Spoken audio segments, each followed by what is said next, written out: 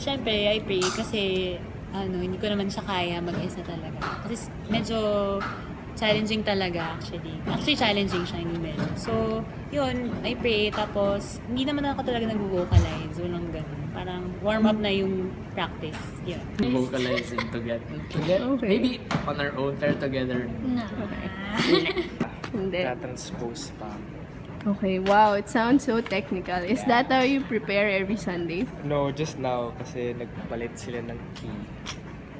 Basta. Okay, Basta, so I don't know. it's a hard listening thing. Naman. No, it's not hard. I just have to like hit right stuff. Okay. To do devotionals, I guess. Quiet time. Meditate on the songs themselves.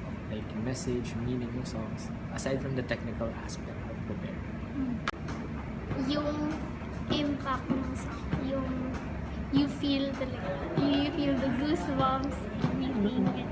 So, tas you see the people also when they're worshiping, parang mas nagaganahan ka ba mag-worship.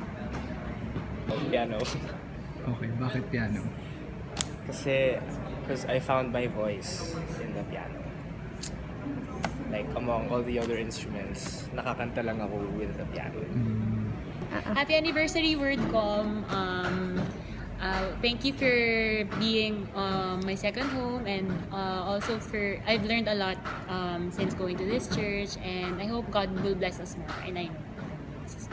Happy anniversary, WordCom! Happy anniversary, WordCom! WordCom! Happy anniversary, WordCom!